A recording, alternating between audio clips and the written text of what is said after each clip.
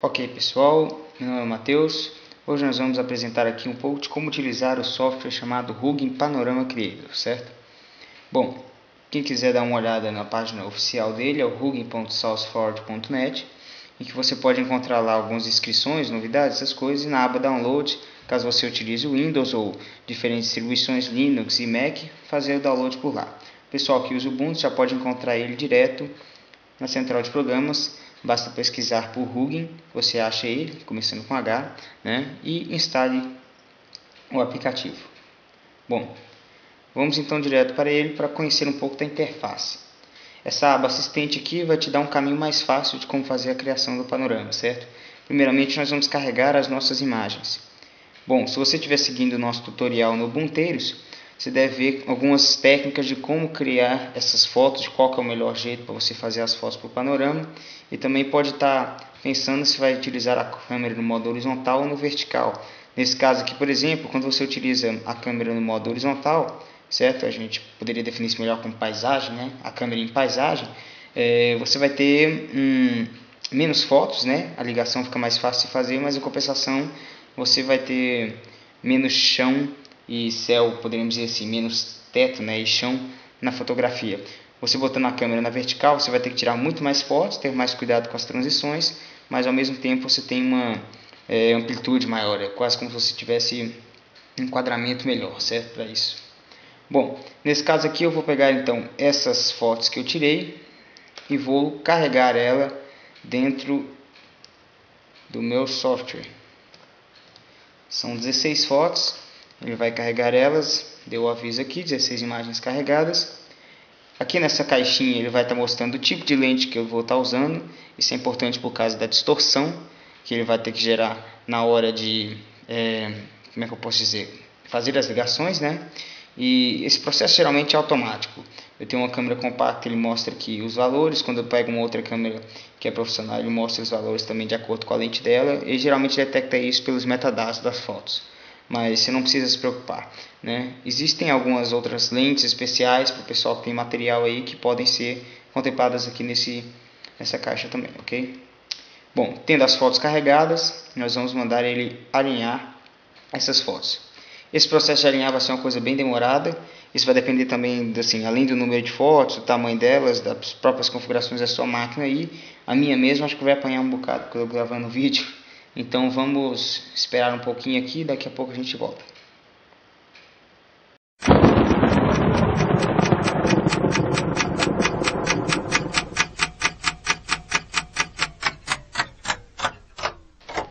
Bom pessoal, aqui o processo de ligação, digamos assim, das imagens foi concluído e ele vai te jogar nessa janela de preview, certo? Interessante aqui que você pode observar uma visão geral de como vai ficar ela sem ainda ter todo o trabalho da renderização, tanto que a qualidade está um pouquinho menor, ela vai estar um tamanho pequeno, a gente pode ver aqui algumas ligações que não estão muito perfeitas, mas é mais para te dar uma ideia de como é que vai ficar, certo? Uma adição bacana nas últimas versões do Hugging foi essa panosfera aqui, que vai te permitir dar uma visualização 360 graus, né, em 3D de como ficou realmente a sua composição final. Bom, e a gente também pode acompanhar aqui nessa janela qual que é cada uma das fotos e depois adicionar ou remover elas lá no gerenciador externo, certo? Uma outra caixinha importante é esta fotometria. A parte da fotometria é simplesmente para te dar mais ou menos uma ideia de como é que vai ficar o tratamento da variação de intensidade da luz, porque nessa foto minha aqui, por exemplo, eu estava com ISO automático, então eu ia tirando fotos e em lugares que tinham exposição grande de luz, né, a imagem ficava clara e os lugares onde estava mais escuro saía dessa forma aqui. Então a ideia é que ele vai tentar equilibrar isso tudo quando gerar o panorama final. Nessa janela Layout aqui, na aba Layout, você pode ter uma ideia de como foram feitas as ligações, certo? Tem alguns lugares em que as ligações foram mais tranquilas de ser feitas porque eu tirei as fotos muito próximas. Esta aqui, por exemplo, está quase que redundante, tem um monte, né? E tem alguns que eu virei um pouco mais e digamos que a gente já vê uma linhazinha vermelha que indica as ligações a menos, né?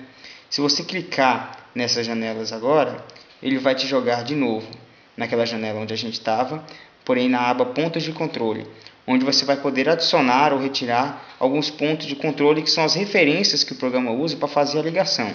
É muito tranquilo você adicionar elas, você clica, ele já vai aproximando e pode fazer, enfim, refinamento, todo um tratamento aí nelas. É interessante que você vai passando e vai vendo em sequência quais são os pontos de controle, onde que tem mais, onde que tem menos, e ele te indica mais ou menos aqui como é que está essas ligações, certo? Bom, voltando à nossa janela de preview, nós não vamos precisar mexer com isso daqui porque já temos ligações suficientes, está bem claro que a câmera, aliás, que o software conseguiu alinhar bem todas as fotos, certo? Em projeção, aqui vem uma parte interessante que a gente vê como é que vai ser a projeção, quase que uma fórmula, né, que ele vai usar para fazer a maneira como vai ser representada a imagem final. Então tem uma série de projeções que você pode experimentando aqui, elas vão obter resultados diferentes. Essa Solid Page, por exemplo, é aquela ideia semelhante à da lente, né, que você deixa um campo aprofundado, assim, tem bastante aqui para você experimentar e, enfim, conhecer como é que funciona o resultado de cada uma. Depois você vai ter que ir ajustando a janela aqui, nessa abazinha lateral, para ver a distância correta. Existem algumas, como por exemplo a estereográfica, que vai te obter uns resultados mais interessantes se você dar uma editada nelas. Vamos só dar uma noção aqui de como é que funciona a estereográfica, certo? Eu clico no modo dela aqui e vou na janela mover e arrastar. Eu posso fazer manualmente aqui, clicando no panorama, ou via cálculo aqui mesmo. Vamos tentar botar aqui uma inclinação de 90 e um giro de 90 também. Isso dá em graus, tá, gente? E aí você pode observar que isso modifica a posição do meu panorama aqui no preview, certo? O que eu posso fazer com isso mais para frente? Com essa inclinação aqui, por exemplo, eu posso criar aquilo que o povo chama de Little Planet, né? Os mini planets. São planetinhos pequenos, né? E já dá mais ou menos a ideia do que é possível fazer com ele. Você pode fazer isso tudo manual também, se quiser. Aqui eu inverti o processo, por exemplo, botei o chão no centro, né? Isso aqui permite que você faça imagens muito interessantes, mas digamos assim, saem mais interessantes quando você tem a foto do chão ou a foto do céu, obviamente, para poder fazer essa ligação. E isso não é muito fácil de conseguir. Eu não consegui nesse caso. A gente às vezes precisa de um tripé específico para conseguir fazer esse panorama certinho e encaixar com as cenas onde você está retirando essa foto, né? Mas a gente vai deixar isso para um outro momento. Depois eu vou falar como a gente poderia fazer uma espécie de pulo do gato, sabe? Uma desviada, para a gente poder conseguir fazer um Little Planet mesmo sem a foto do chão. Vamos voltar então à projeção equiretangular, por exemplo, e ajustar novamente o nosso panorama à janela que a gente quer. Eu venho aqui em mover e arrastar e vou selecionando ele, certo? Observe que ele está com a forma sinusoidal praticamente. Eu volto a encaixar ele dentro da curva. Se você prestar atenção, você vai ver que ela está um pouco curva aqui, por exemplo, a mais do que nas outras, né? Isso é um pouco também porque, como eu não estava com tripé, eu fui deixando a mão descer ou subir mais em algumas fotos. Mas todas elas vão ter uma certa curvinha entre cada uma, porque a inclinação que o software tem que fazer com a foto para que no ângulo as imagens se encaixem, né? E depois de fazer essas modificações, escolher a projeção que você mais quiser, né, que você achar que melhor se adequa à sua foto, você vai vir aqui na aba cortar. Se tiver ativado, você vai utilizar, se for possível, você vai clicar no auto recorte, né, e ele vai tentar adaptar a maior quantidade de largura e de comprimento que é possível pegar dessa câmera sem perder, aliás, dessa foto, sem perder informação. Bom, esse daqui já me satisfaz, já é mais ou menos o que eu gostaria.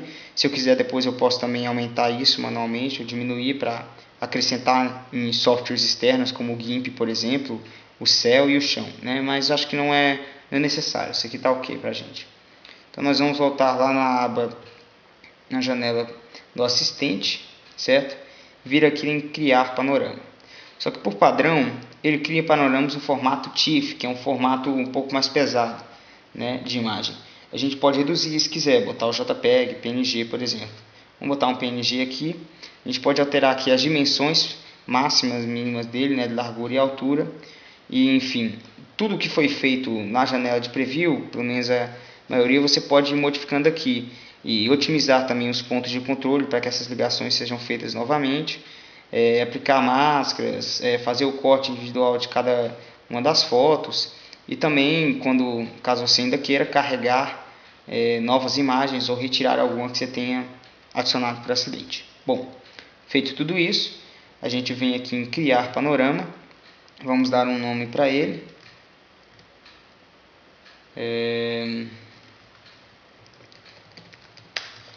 Pronto, interior vertical. Eu já tinha criado esse aqui. E agora, mais uma vez, ele abre a janela de processamento. Nós vamos esperar para que isso seja feito. Dessa vez, ao invés de a gente dar uma saidinha, vamos dar uma olhada na página do site oficial, para a gente dar uma vista nessa aba aqui, a parte de galeria. Acho que compensa depois você entrar aqui, se quiser ter uma noção do potencial do software, do que você pode fazer com ele, dar uma olhada em alguns trabalhos profissionais que são colocados nessa página.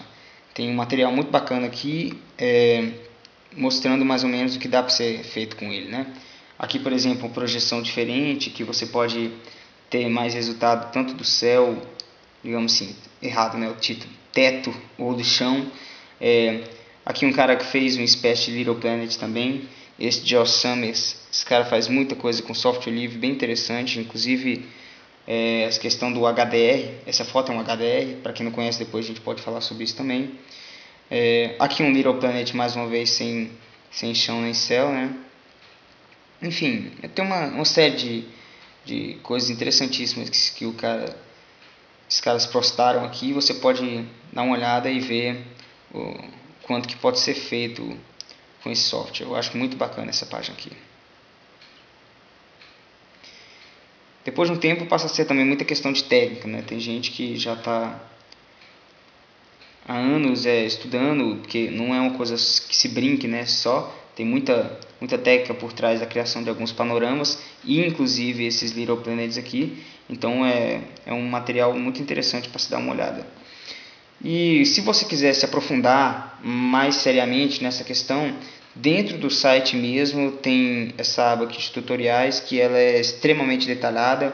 São muitos tutoriais que mostram desde as técnicas de fotografia que você poderia seguir, né, até o que mais o software pode fazer, né, as variações de lente, como você juntar as imagens, como você fazer a questão do HDR com ele.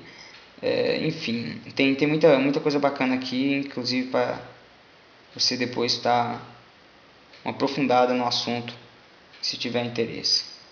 Eu imagino que aqui ainda vai demorar um pouquinho, esse meu computador vai apanhar até dizer já chega.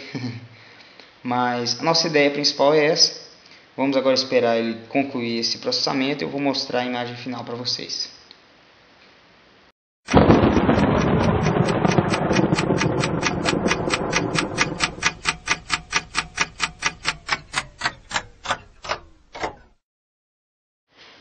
Bom, ele concluiu aqui o processo.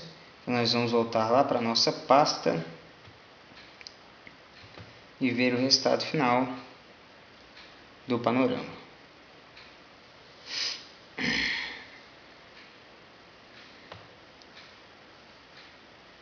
Observe que é uma imagem de 18.300 por 2.406 pixels, ou seja, coisa pra caramba, né?